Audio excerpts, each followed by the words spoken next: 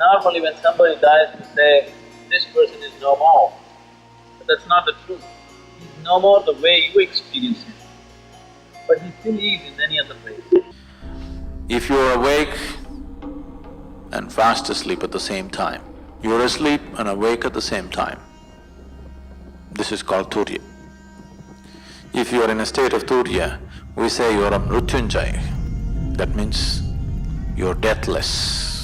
If you know how to exploit this doorway, if you stay alert till that last moment, do you ever know when you actually slept off? You master your mortality if you just manage to stay awake when you slip into sleep. Instead of drifting away, if you shift from wakefulness to sleep consciously, death will become a play.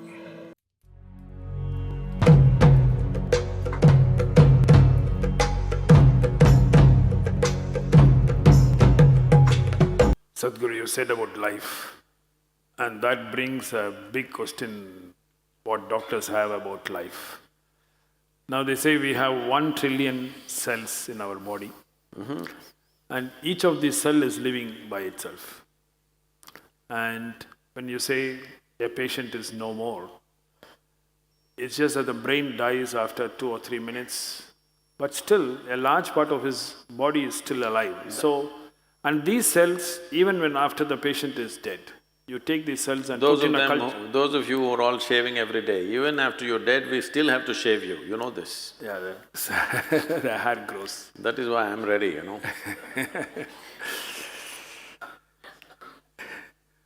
Yeah, but so what dies when we die? So that brings the question, what leaves us? So where is this life in our body? Is it in our brain, our heart? And what is this life you're talking? Is it in the spine or is it in… where does it reside?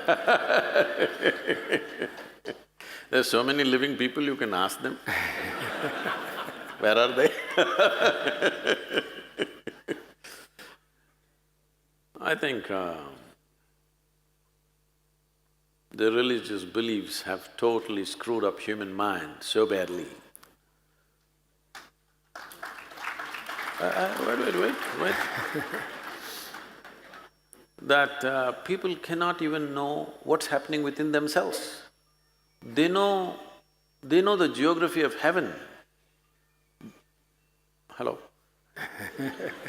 So, people know what is the geography of heaven, where is God sitting, you know, how many children he has, when is his birthday, everything they know.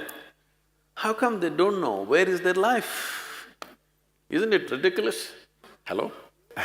Because we were told, Swami, about the birthday of gods, but nobody is telling us where is our life and what is our life. You are life, aren't you? Yes, of course. I hear 4 people, but I'm asking all of you, your life? Yes. You must show some sign, huh? So, if you are life, I'm asking you, are you really life? Yes.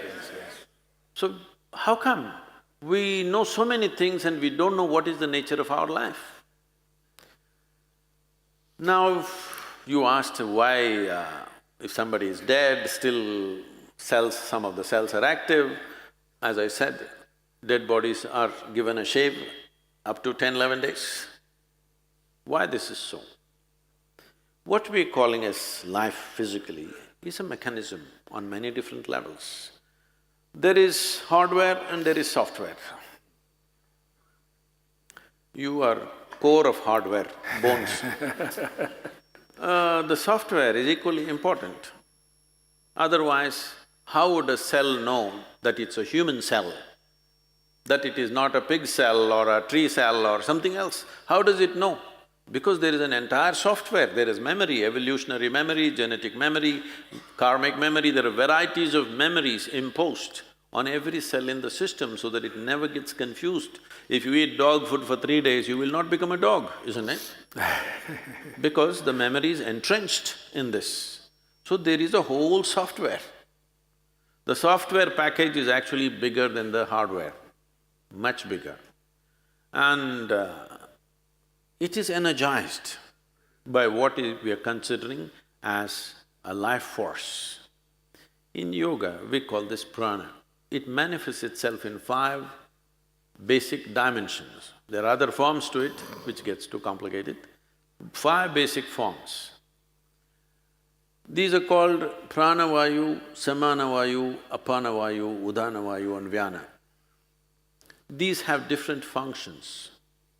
Prana is related to breath, respiratory action and thought process.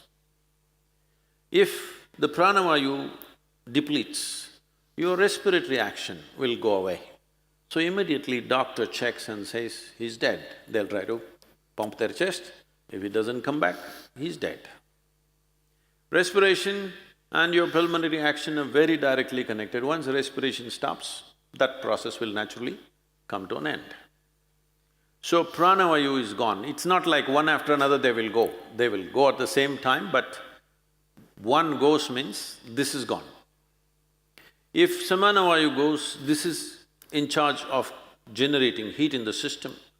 So once samanavayu starts receding, the body starts getting cold and it also starts becoming stiff. Once apanavayu starts receding in a major way, then the sensory aspect of it, we must understand this. You may check somebody's breath and declare them dead, but they can still feel sensations. There have been any number of cases where people get terrified because a dead body moves a little bit. This has happened again and again, many times. That when he's been medically declared dead, there are twitchings in the body that happen in a very mild way because the sensory activity is still on. Still, life is not fully convinced that it's finished. It is still making an effort of its own. When udhanavayu goes away, then the buoyancy is gone. When I say buoyancy, see, you may weigh 70 or 80 or whatever number of… I'm sorry, maybe you weigh 50 or 55 kilograms. I don't want the ladies to get… Whatever is your weight, you don't… Let's say you're very happy and alive right now, you don't feel 50 kilograms on you, isn't it? Hello? Yeah. It is there. If you stand on the scale, it is there. But when you walk, it is not there, simply because this udhana creates a buoyancy.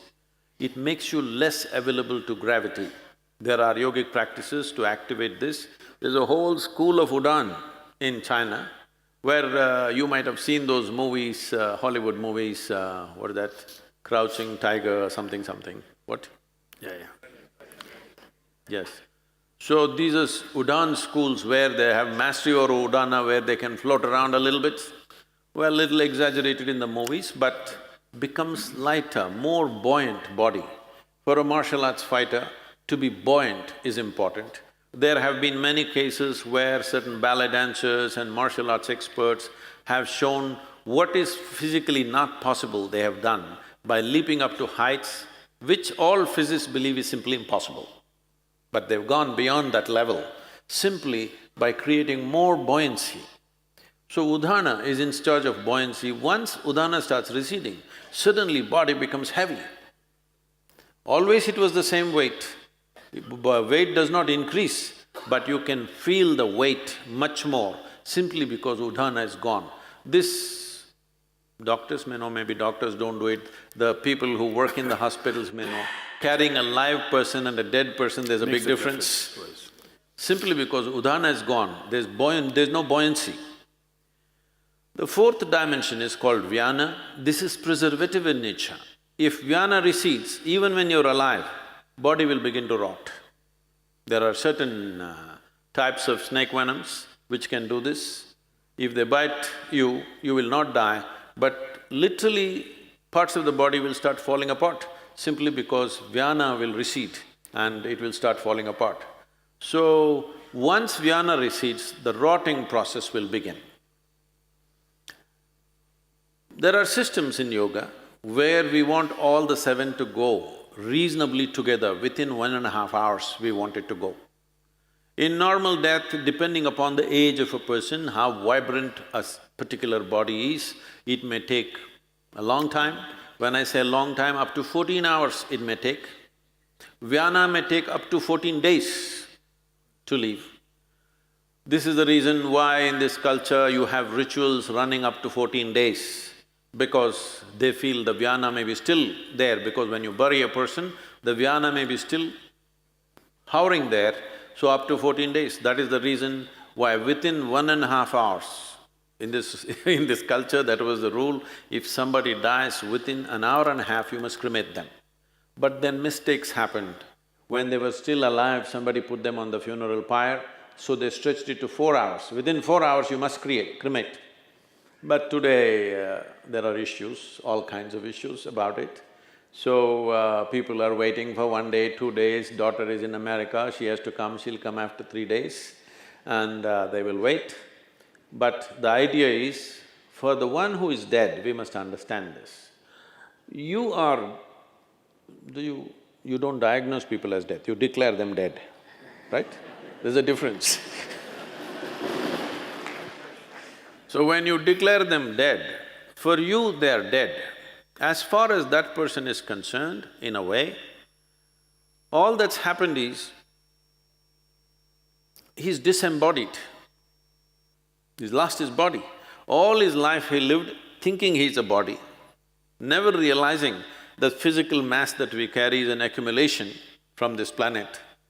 He never realized that. When suddenly he slips out the body, he tends to hover around the body because he's lost his discriminatory intelligence. Once you leave the body, the discriminatory intellect is not there, so this tends to hover around that body.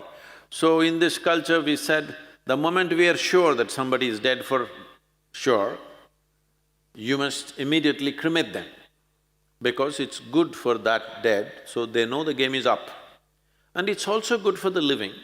You will see, if somebody very dear to you is dead and their body is here, you keep on hallucinating, maybe they're just sleeping, maybe they will sit up, maybe some miracle will happen, maybe something else will happen, this will go on unnecessarily. You will see people are crying and big emotional drama is happening, but the moment you cremate them, you will see everybody become silent. Have you noticed this? Always. Because now everybody knows the game is up. It's for the living and for the dead. So about life leaving the system, it is so entrenched. It is not something, poop, it'll go away like this. In stages, it goes away. Because it's in stages, it came in. It's in stages, it'll go away.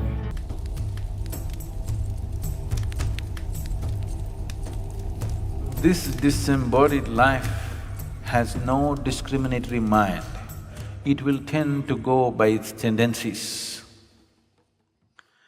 Whatever karmic substance which is still not dissolved, which will form a certain type of tendency, will drive it in certain directions. Certain directions means, wherever there is life, and the life is of such a nature that it breathes minimally. For example, a tamarind tree. If you go and watch the other trees, you will see a lot of birds will be sitting for the night's rest. No bird will settle down on a tamarind tree because the level of oxygen around a tamarind tree is extremely low.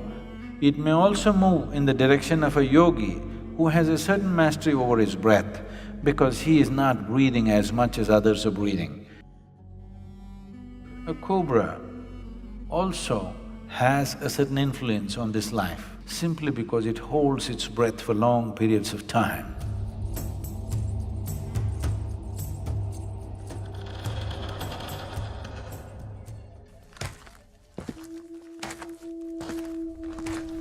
There are hundreds of people who think they are possessed and all this.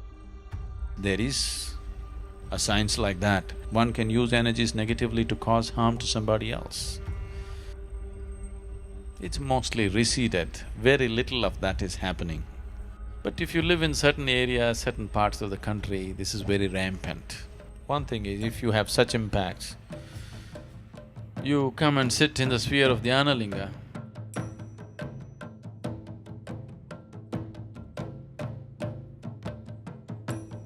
because there are occult dimensions to Dhyanalinga which just nullifies all this. One Paurnami or Amavasya when things are more receptive for you, just one day, just sit there and go, that's all.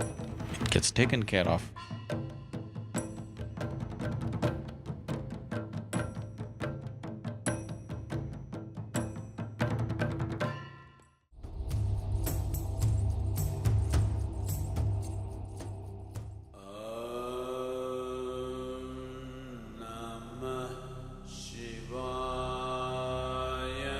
Your physical body is something that you have loaned from the planet on which you're living. When the time comes, the planet will claim it back. But the other dimensions of you, especially the karmic shell, continues to play. If it is in a certain level of awareness, the disembodied being is in a certain state of pleasantness. It is this that is being referred to as heaven, because they have left their physical body in a certain state of awareness. They enjoy the sweetness at a certain period of time. A holiday, a vacation, before you take on another physical body. Similarly, if people live in certain states of fear, anxiety, anger, in certain states of ignorance, the karmic shell has acquired a certain kinds of unpleasantness about itself. This unpleasantness is what we refer to as hell.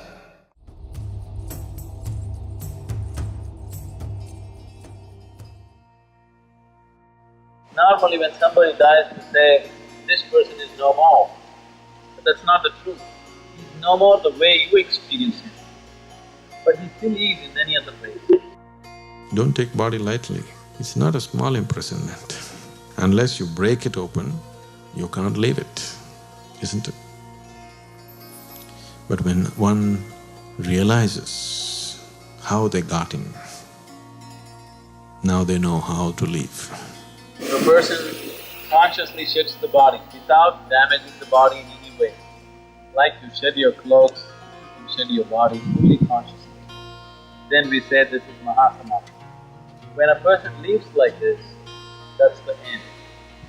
Truly no more. Once again, whatever you called as myself has just dissolved and become a part of the cosmos. Full circle. Nothing is nothing.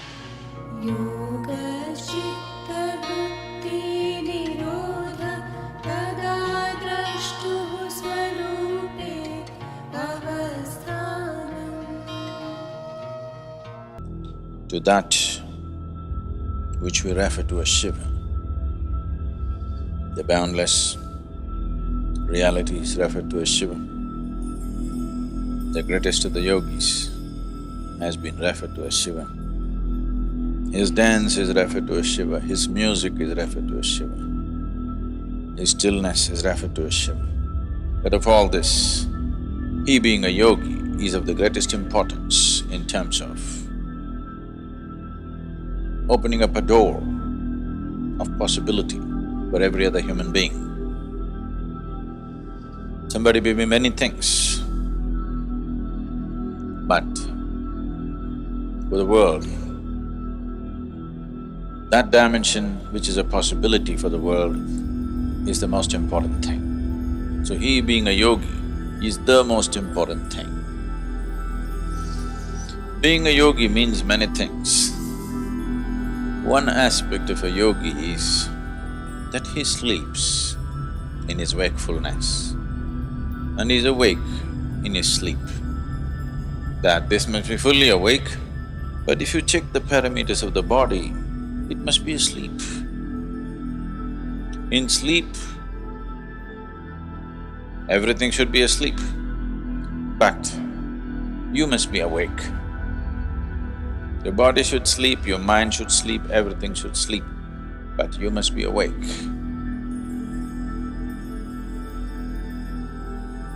When you fast asleep, you are in perfect tune with the existence, one with the existence, isn't it? Nature has given you this. If you've forgotten, every day when you go to sleep, it makes you one with the existence. In the same sense of unity, if you can wake up and walk around, you made it, isn't it? Every day, you have free enlightenment when you go to sleep. But the problem is you're unconscious. So the sadhana essentially is just this, that from wakefulness when you go to sleep,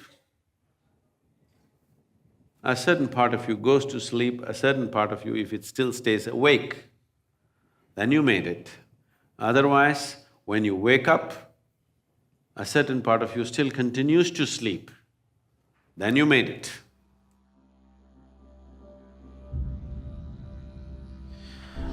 If you're awake and fast asleep at the same time, you're asleep and awake at the same time, this is called Turya. If you are in a state of Turya, we say you are a mrityunjay, that means you're deathless. Because if you can be awake in your sleep, you will also be awake when you have to shed the body. So there is no question of death for such a person. Because life and death are happening at the same time. It is only the ignorant who think, right now I'm alive and one day I will die. No, both are happening at the same time.